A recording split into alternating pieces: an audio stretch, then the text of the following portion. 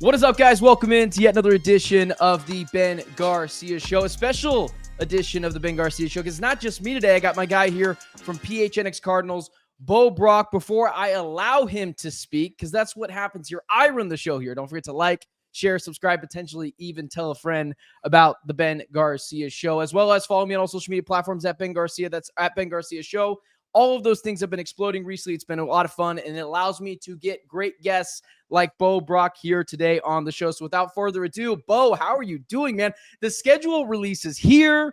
It feels like this is like the height of the offseason, where the draft, the schedule release, and then we have to literally scavenge around for subject stories for the next month and a half. But how are you doing? You got to be the highest of highs right now. Yeah, you got to love this time of year, right? I mean, it's kind of a sneaky part of the NFL offseason. You've been married, Ben. I don't know how big of a wedding you had. You knew who you were going to invite, but then the challenge of placing people at the respective seats during the dinner, that's what this was about. Where are they going to sit in their seating charts? And you start to kind of maneuver it. And us just being fans of sports, there's a strategy to it. And then once you see it, you go into what's the strategy, what's the path to the playoffs. And I think the Arizona Cardinals, as far as that goes, it's very apparent. Well, hey, I didn't think the first thing you said to me was, you're going to go speak with Mac Wilson today. You get a press conference. You got a billion other things you got to do. Right. There was all this hype surrounding around the Cardinals schedule release. And I got to be honest with you, part of the reason the first time this year where I kind of tried to stay away from the leaks as best as I could was because I kind of wanted to see what the Cardinals were doing. When Rappaport, I think it was Baldinger was talking about it, that was going to be massive. I heard it, and the first thing you asked me was off the air was, hey, like, what did you think about it? Yeah. I thought it was good. I thought it was a good idea, fun, little catchy, a little cheesy, but it's a schedule release. I wasn't expecting, the next Slim Shady. The issue is it does kind of feel like they've leaned into it being like the next Blueprint, Jay-Z, real Slim Shady. What was your take on it? Because it seems a little 50-50. Some people think it's awesome. Some people are like, okay, this is a little much. You mentioned some of the heavyweights there. Nas, Jay-Z, like whoever it may be, like that's one end of the spectrum. And then there's like LiAngelo Ball on the other. And I think it might be, especially because of how it was overhyped on the latter. And it's I'm not coming at Mac Wilson. I think Mac Wilson Sr. played his role to a T in this and was only asked to do a job where everything else was a bit overkill. Like if I were to just rank it, I think probably the more respectful thing would be to just rank it amongst the other schedule unveilings across the league. I think it's in the middle. But to of celebrate it like, hey, this was the best. And if I hear another NFL insider, or I see another NFL insider say banger on their Twitter, on my Twitter timeline, I'm logging off for a long time, for a considerable amount of time. Stop, guys. We're all at a certain age where we shouldn't be allowed to say banger. We should have known when Rappaport was hyping it up, who we both met before. We both, were producers on Jody's show. He came on with us. We have at least talked to him before, even if it was briefly. We should have known. We should have known right away that it was not going to be a Nas, a Jay-Z, a early 2000s Eminem track. So maybe my expectations were a little high. What was the funniest about it was someone needed to tell Mac Wilson, because he's obviously like, I don't want to meet that guy in the middle of the field. He's obviously a hard dude. He reps the Cardinals, which is why he's going to become like a fan favorite now, just immediately. Someone should have told him, hey, this is a schedule release.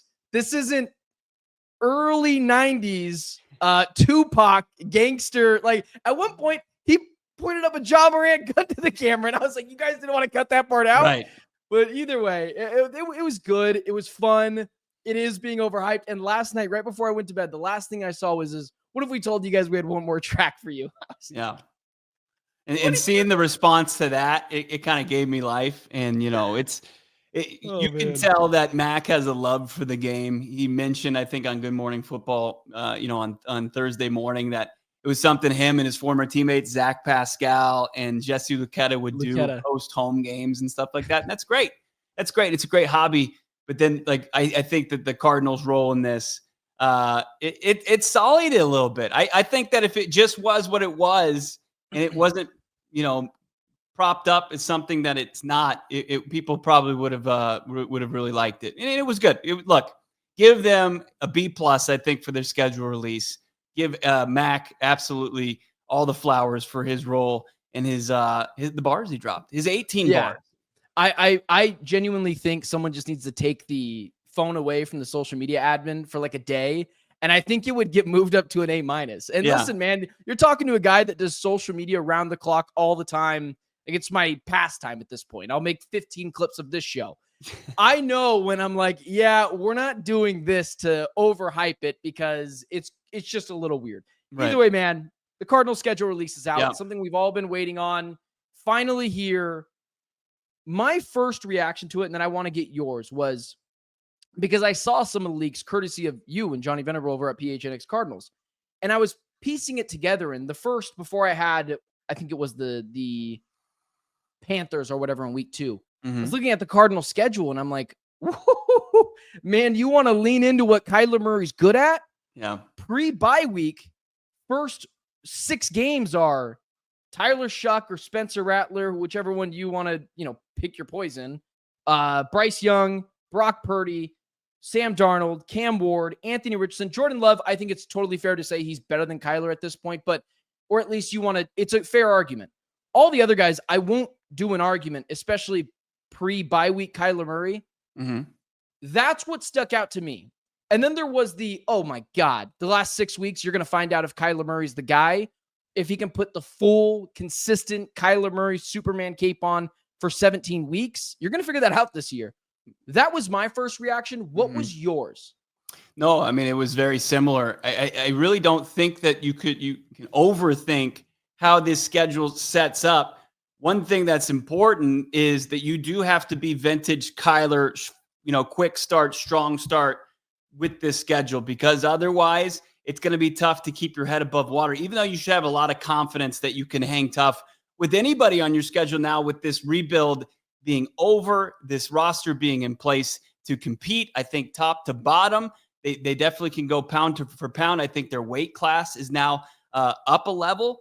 But that being said, these first 6 games with teams that were not in the postseason last year, you need to take advantage of that. This can't be a duplicate, a copy of last year where you come out of the bye at 6-4 and you're entering the easy stretch of your schedule and you go 2-5. You can't stumble like that. You have to take advantage of a awful Saints team, a Saints team that is in flux from top to bottom, old, inexperienced at key positions, and in my opinion, an overmatched head coach in Kellen Moore, who is not set up for this, who's not cut out for this, who's now on his fourth franchise in as many years, happened to just kind of fall up into this position. That is the opportunity right there. Carolina week 2, you have to stack wins. I think it is imperative that they go into their bye week with the Green Bay Packers being the final game before then, no less than 5-2. They have to be. I think they have to be. When you you got to go 2-0. And then the next 2 games you've got, right? You got San Francisco on the road, and then you've got Seattle at home. You got to win one of those 2 games. You go 0-2, I think that you're falling short of the measuring stick there. And then you've got, some opportunities like Daniel Jones, Anthony Richardson, the Colts. They used a first-round pick on a tight end when that roster needs way more help. You have to take advantage of that. So those have to be pretty much Sharpie dubs right there for the Cardinals if they really want to make some noise in 2025. And I think it sets up well for that. And then they get to the next phase of the schedule.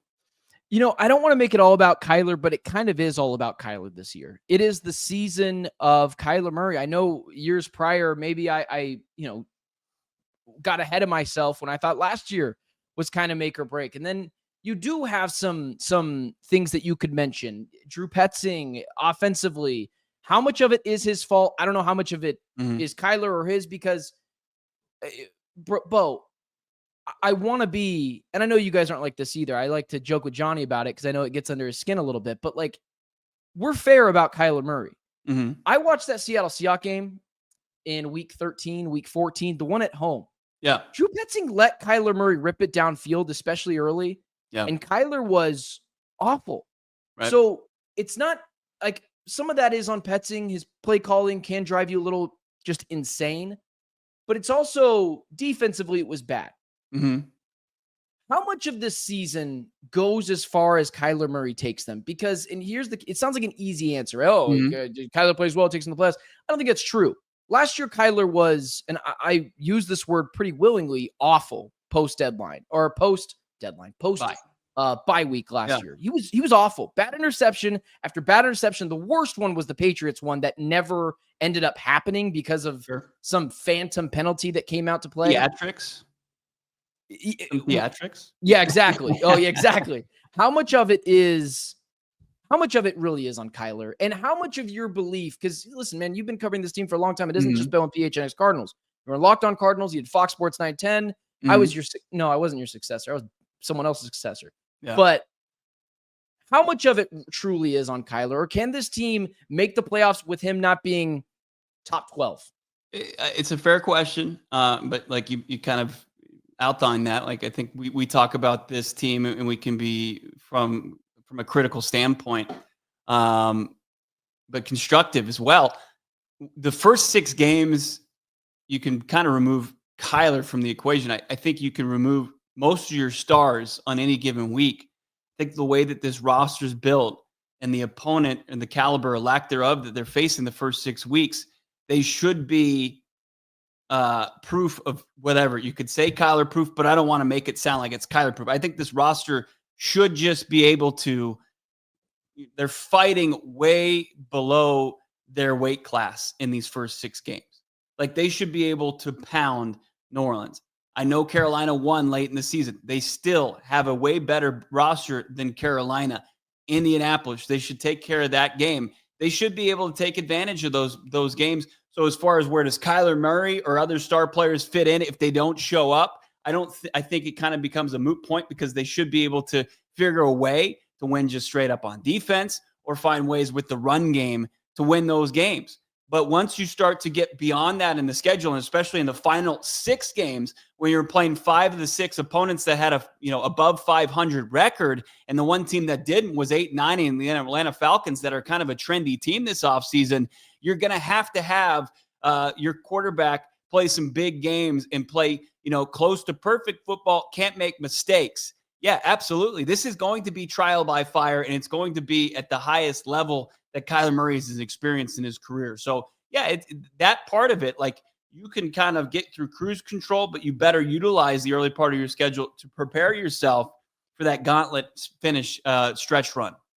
I'm happy you called it a gauntlet, because I did yesterday as I was reacting to it on my channel.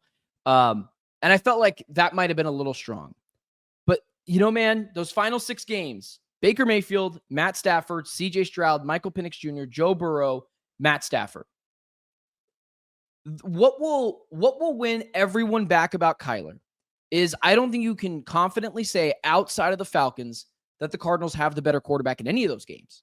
So if Kyler goes out of that stretch, even 3-3, I think you feel really good about Kyler being a top 10 guy, because you could even still say he loses to Matt Stafford even twice. You're like, okay, well, it's Matt Stafford. He's top 5 quarterback, in my opinion, in the league. Defense has another year together. Jared Verse, like Sean McVay's the best coach in the division, or whatever. That's arguable, but still the best one. Joe Burrow, he loses to Joe Burrow. Like no one thinks Kyler's Joe Burrow. Those final 6 games, can you confidently say he's better than any of those guys? Baker Mayfield, Matt Stafford, CJ Stroud, outside of Michael Penix Jr., Joe Burrow, Matt Stafford again? You're going to want to say, I think at this stage, that he is close to Matthew Stafford. Now, I know that Matthew Stafford's resume has a Super Bowl trophy on it, but as far as where Stafford is this stage in his career, and then what your goals are as a franchise, you need to be right there with who's considered the top quarterback signal caller in your division. But I think, and I said the very same thing, when you look at that stretch, that it is 3-3 would probably be applauded, especially if you do your work before that stretch of the season, right? And that should be able to put yourself in a pretty favorable spot. But, I think as far as Kyler, he could just very well with this roster be a game manager. If he just simply avoids mistakes during that, it should bode well for the team to be in those games, but it's still going to come down to crunch time.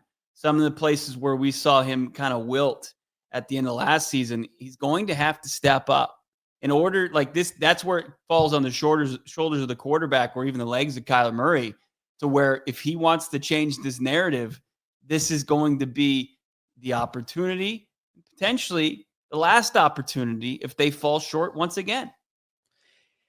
Oh, that's a really good question that I got to ask.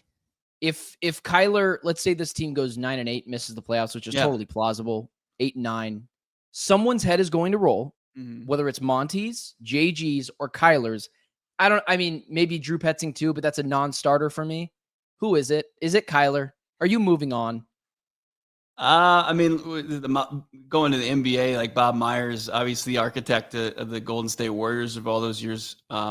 He was blessed with great players, but he said, and I agree with him, like it's easier to change coaches, I think coaching staff members than it is players. But if it's undeniable, if Kyler can't outrun this, yeah, I think there's an expiration date on it. I would still probably offer you Petzing first. I would probably put Gannon pretty low on there. I think Jonathan Gannon has created so much goodwill between himself, ownership, fan base. There might be, barring any kind of incidents, that he doesn't seem like he's somebody that would put himself in position to torpedo himself like that. I think he's probably the most Teflon in the organization, and a credit to him in rebuilding this culture. And Monty too. I don't think, unless there are some glaring holes that nobody sees right now, I think Monty also is in a good spot. But then it becomes a tough conversation. Look, 8, 9, 9, and 8 outside of the postseason is falling short horrendously, I think, of their own expectations. And it's not going to take the fan base or anybody outside voices saying, "Hey, you got to do something here." They're going to be hell bent on figuring out what went wrong. But not knowing the context, it's a bit tough. Let's go here as well, moving away from the Kyler Murray topic that we did 17 minutes on, that I think, listen, that's what people want to talk about. People want to talk about the quarterback, man. They want to talk about the head coach. There's been some debate around it's so stupid. It was, well, the defense is terrible. And then they had what we both think is an awesome draft. Yeah. I mean, I argued, I obviously have egg over my face because I was like, you just go trade it for Abdul Carter. He's the only guy on this team that's going to make a difference. And then they, just took advantage of dumb general managers doing dumb things. Yeah. Letting Will Johnson fall, letting Walter Nolan fall to them, all that stuff. And then it swung to, the offense is the problem. They don't have enough. They just don't have enough. And it's the same people saying Kyler's a top 10 quarterback, but he doesn't have enough on this team. And then you're like, okay, Trey McBride, or you believe in Marvin Harrison Jr., you don't. There's no ifs, ands, or buts. Michael Wilson, I think, is a fine number 2. They have enough weapons. What would you say the number one weakness for this team is right now? Because what I would say it is this team was a BB gun offense when James Conner went out, Bo. It feels like if Conner goes out, we are reliant on Drew Petzing being creative, and he hasn't really showed that he has a creative bone in his body. What could derail this Cardinals season that is not Kyler? Maybe it still is the pass rush. Where do you think it is? I think it's the offensive line. They did want to upgrade the interior of the offensive line, and the opportunity it didn't present itself. Like Will Fry's got a 5-year deal, which is pretty crazy considering you look at most NFL deals are 2, max 3 years. He got 5 years from the Vikings. He was an option. Trey Smith never hit the market for the Arizona Cardinals in free agency. And then you're not going to use, a first round pick on a guard, despite a lot of people in this market just saying that because they're just connecting the dots, but they don't know how this team builds. They want to use it on premium positions. But if they do suffer some injuries, I think interior wise, Froholt, you look at Evan Brown, Isaiah Adams, they're going to have to play a vital role, key role as far as keeping the pressure, especially up the middle from Kyler Murray, so that they can lead into the continuity, the chemistry that they doubled down on, maybe even you could say tripled down on going into year 3 of this regime with this offense. But no, I mean, I agree with you. I think it's kind of crazy to think I think it's more of an indictment to say they need a playmaker to open things up for Marvin Harrison Jr., where I think the organization vehemently disagrees with that. They just need Marvin Harrison Jr. to take that necessary step. If he develops like they expect him to, you don't need to supplement it. I think it's a bit excessive as far as the use of your assets to go and get somebody and have utilized the top 50 pick on that. Yeah, sometimes I think their guys can believe a little too much in themselves. And why? The reason why I say that is because, like, you and I were at training camp last year. The pass rush outside of Darius Robinson was anemic. And then BJ Ojulari, you and I were both there when he tore his ACL. We were like, oh, crap. The Cardinals kept telling us, oh, you keep saying our defensive line's a problem, but we know it's great. And it turned out it was Jonathan Gannon artificially making chicken salad out of chicken bleat. Right. And it looks great. Like, he did a good, like, Jonathan Gannon, Nick Rawls did a great job of I was at the Vikings game, did a great job of manufacturing pressure with Baron Browning. Yeah. But I don't, like, it was still a problem at times. And so I don't believe them just wholeheartedly that the wide receiving core is going to be great. I like Greg Dortch. I don't love him. I prefer him to be my fifth guy. Michael Wilson is interesting because I've seen him make spectacular catch after spectacular catch. Every time he gets an opportunity, he thrives. The issue is he doesn't get that opportunity consistently. Yeah. So I get this idea of, like, we should just trust them because they see it too. Is there anyone you would add? I mean, I mentioned Keenan Allen a couple weeks ago, and then you guys had it on your show, and you guys were like, yeah, that's stupid. And anyone that's ever said that before is stupid. And so I was like, no, that was, I said it like that. I heard you mouth it. I heard you look at me through the screen when you said it. Yeah, I did do that. I did do that. My thought on that was more so just like a guy that can help in the middle of the field, find soft spots in coverage. I wasn't pounding the table for him. Is there someone you would add? Is it a Gabe Davis? Is it Nick Chubb, a guy that fits the run and gun scheme that if James Conner goes down, you could believe in? I don't know if Nick Chubb makes a lot of sense because you still have Trey Benson, but he's more of a change of pace back. Where would you go? I think you have to lean into your guys. Think about the hierarchy of how they want to run offense, right? I mean, you've got Kyler as your quarterback.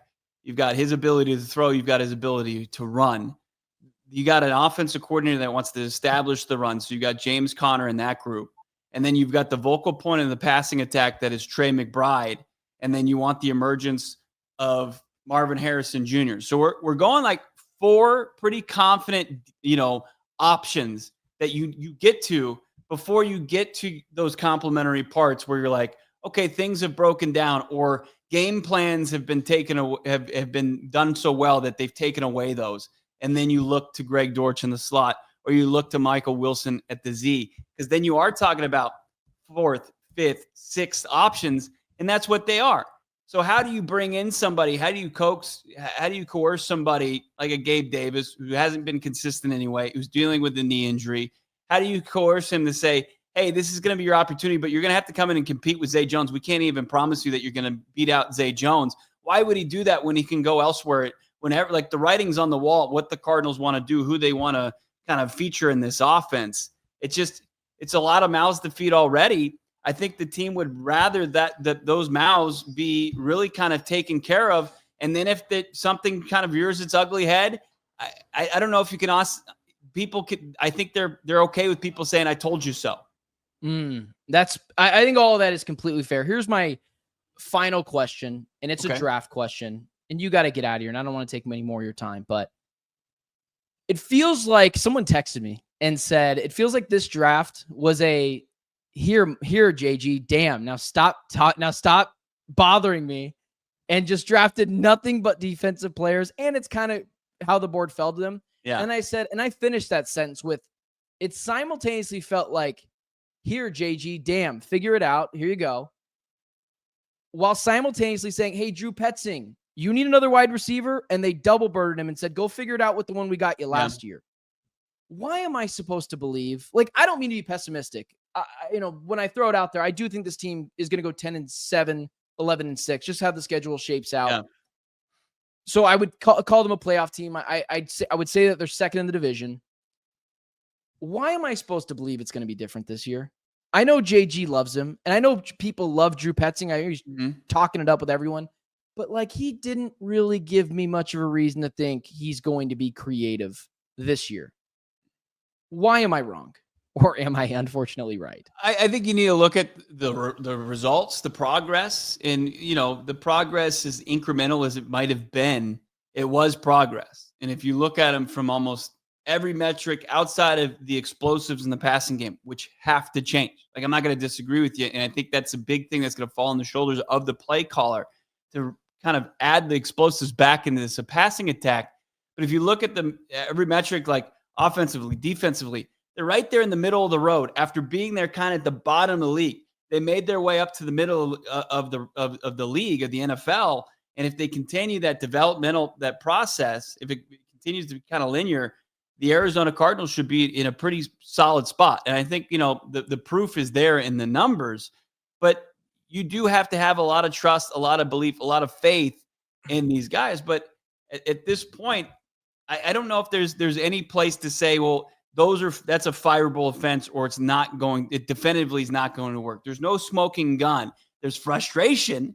Absolutely. It's the NFL. But, if there's signs of it early this season, especially with how the schedule sets up, that this offense can get stagnant at times and isn't going to have enough firepower and it's lacking creativity in play calling, then yeah, absolutely. You have to have those conversations. But right now, before June, I just don't think that, and especially with the roster in its place and you made your decision, it's your bed. You're going to have to sleep in it until, something tells you otherwise.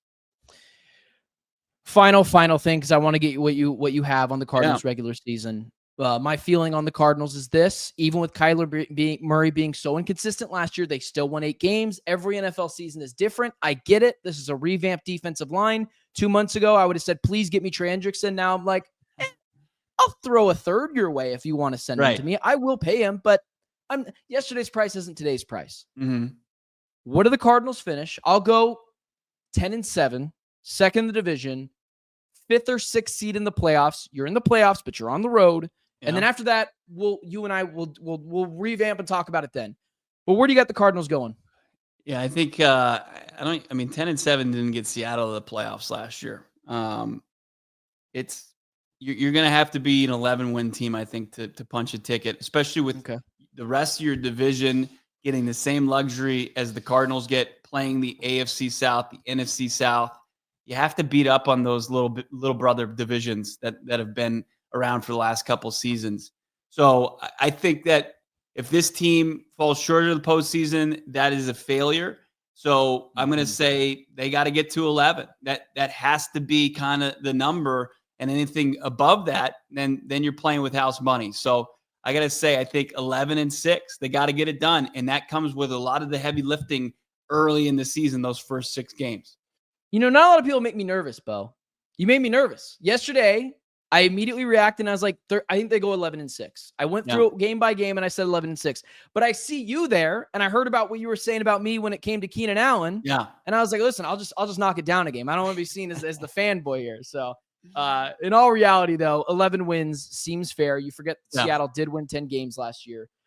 Bo, I really appreciate your time, man. It's not often you and I get to chat it up for about a half an hour when I told you 20 minutes. So listen, it just means next time you're just going to take away time. You're just going to show up 5 minutes late next time. I just sit by my phone waiting for you to text me. You say we don't get a chance to talk to you. All you got to do is text me, my guy. That's all it takes. Okay. Let's be fair.